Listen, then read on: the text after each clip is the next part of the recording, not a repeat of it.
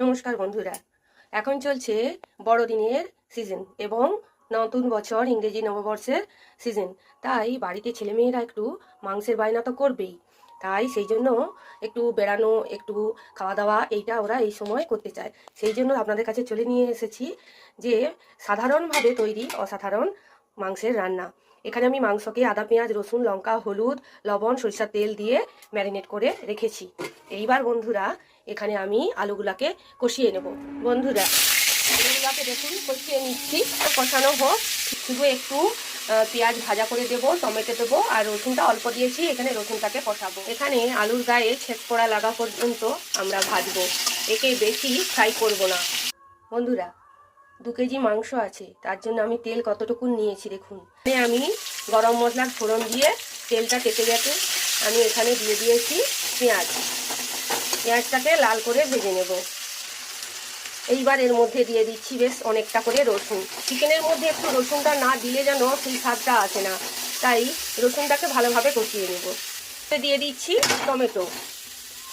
Tomato দিয়ে দিচ্ছি বন্ধুরা। তারপর এর মধ্যে একে একে আমি লঙ্কা গুঁড়া, হলুদ গুঁড়া এইসব দিয়ে ফিরে আসছি। আমরা সাধারণত হলুদ গুঁড়ো, লঙ্কা গুঁড়ো সবসময় পরিমাণ মতো ভেবে দিই না, আমরা স্বাদ অনুযায়ী দিই। যে যেমন ঝাল খাবে সে সেই রকম অনুযায়ী দেবে। তাই আমি আমার স্বাদ মতো লঙ্কা গুঁড়ো দিয়ে কষিয়ে নেব। আমার মাংসের মশলা থেকে কিন্তু তেল ছেড়ে দিয়েছে। এইবার আমি এতে মাংস দিয়ে দেব। এইবার এই মাংসটিকে ভালো করে ধৈর্য ধরে ধীরে ধীরে এটিকে কষাতে হবে। আমি আমার বড় মামিমার কাছে শিখেছিলাম যে মুরগির মাংস যত ধীরে ধীরে কষাবি দেখবি তার স্বাদ অতুলনীয় হবে। তাই আমি এটি ধীরে ধীরে কষিয়ে আপনাদের কাছে ফিরে আসছি। মাংস কিন্তু কষানো হয়েছে, দেখুন ধার বরাবর হালকা তেলের একটা আস্তরণ বেরিয়ে গেছে। যেটা কষিয়ে রাখা আলু সিদ্ধ করে নিয়েছিলাম যাতে দ্রুত হয়ে যায় রান্নাটা, সেই জন্য এটিকে এর সঙ্গে ভালো করে মিশিয়ে পরিমাণ মতো জল দিয়ে নিতে হবে। বন্ধুরা দেখুন আমার মাংস কম তেলেও কিন্তু ঝোলের মধ্যে তেল ভাসছে। যে তেল আমরা রান্নায় অতিরিক্ত ব্যবহার করি, যেটা আমাদের শরীরে জমা হয়ে হার্ট অ্যাটাকের কারণ হয়ে দাঁড়ায়, আমরা অতিরিক্ত তেল দিলেই যে তরকারির স্বাদ ভালো হয় এটা সম্পূর্ণ ভুল ধারণা। তা আপনারা এরকম অল্প তেলে রান্না করে দেখবেন, স্বাদ নিয়েই কথা। এটি যেহেতু রুটির সঙ্গে খাওয়ার জন্য আমি আলাদা করে নিয়েছি, তাই একটু ধনেপাতা দিচ্ছি। এটি যেহেতু আমরা ভাত দিয়ে খাওয়ার জন্য রাখবো, সেই জন্য দেখুন এটা আমি নর্মাল রাখলাম।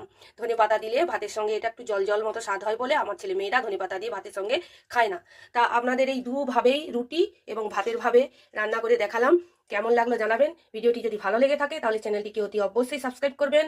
আর এইরকম নতুন নতুন রান্না, নতুন নয় পুরানো রান্নাই আমি নতুনভাবে দেখাচ্ছি আপনাদেরকে। ভালো লাগলে চ্যানেলটিকে সাবস্ক্রাইব করতে, কমেন্ট করতে, লাইক করতে ভুলবেন না।